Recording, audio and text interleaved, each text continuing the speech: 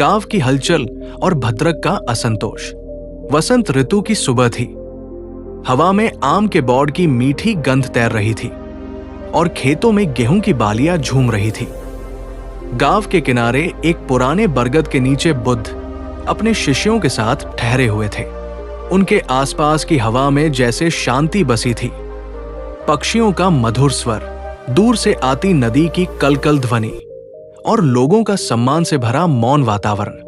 लेकिन सबके भीतर वही शांति नहीं थी। गांव के कुछ लोग बुद्ध से प्रसन्न नहीं थे। वे उन्हें समझ नहीं पाते थे। उनमें से एक था भद्रक, एक किसान, मेहनती पर मन से अस्थिर। भद्रक को लगता था कि ये साधु सिर्फ बातें करते हैं, लोगों को आलसी बनाते हैं। वो कहता है कि काम करने से फल मिलता है, ध्यान लगाने से नहीं। हर दिन जब वो बुद्ध के पास लोगों की भीड़ देखता, उसके भीतर ईर्ष्या और क्रोध दोनों बढ़ते जाते। एक शाम की बात है, जब गांव में लोग बुद्ध का प्रवचन सुनने इकट्ठे हुए। भद्रक अपने मन में उबलते हुए क्रोध के साथ वहां पहुंचा। उसने मन ही मन निश्चय कर लिया, आज मैं इस तथागत की बातें झूठी साबित कर दूंगा। बुद्ध उस समय लोगों को समझा रहे थे कि क्रोध आग की तरह है, जो इसे फेंकता है वो पहले खुद जलता है। भद्रक ने हंसते हुए कहा, हे तथागत, आग तो पेट में लगती है जब भूख। आप लोगों को काम सिखाइए, ये ध्यान व्यान की बातें नहीं। सब लोग सन्न रह गए। फिर वो और भी भड़क उठा, तुम साधु लोग दूसरों की मेहनत से खाओ और खुद को ज्ञानी कहते हो। शर्म आनी चाहिए तुम्हें। लोगों के बीच फुसफुसाहट फैल गई। शिष्य आनंद उठने ही वाले थे कि बुद्ध ने संकेत दिया, उसे बोलने दो। भद्रक गालियां देता गया, अपशब्दों की वर्षा करता गया। उसकी आंखों में गुस्सा, चेहरा लाल, शब्दों में तीखे स्वर थे। जब उसके शब्द खत्म हो गए, वो चुप हो गया। बुद्ध अब भी वैसे ही बैठा था, शांत, स्थिर, जैसे किसी ने उन्हें छुआ ही न हो। उन्होंने धीरे से कहा, भद्रक, क्या तुम्हारा मन अब हल्का हुआ? भद्रक कुछ नहीं बोला। बुद्ध ने पूछा, यदि कोई तुम्हें उपहार दे और तुम उसे लेने से मना कर दो, तो वो उपहार किसके पास रहेगा? भद्रक ने कहा, जिसने दिया है उसके पास। बुद्ध मुस्कुराए, तो भद्रक, तुमने जो गालियां दी, मैं उन्हें स्वीकार नहीं करता। वे सब तुम्हारे पास ही रहेंगी।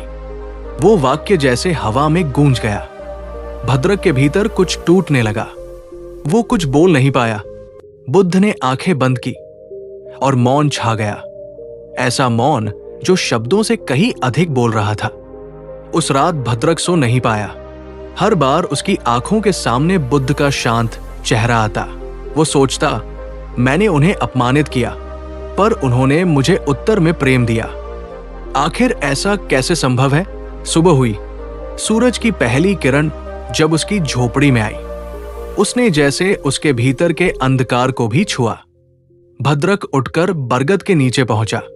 बुद्ध अपने शिष्यों के साथ बैठे थे। वो उनके पास जाकर झुक गया और कांपती आवाज में बोला, भगवान, मैं कल अपने अज्ञान में बहक गया, कृपया मुझे क्षमा करें। बुद्ध ने उसकी ओर देखा।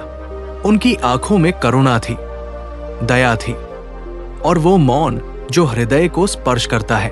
उन्होंने कहा, भद्रक, जहां समझ आ जाती है वहां क्षमा की आवश्यकता नहीं रहती।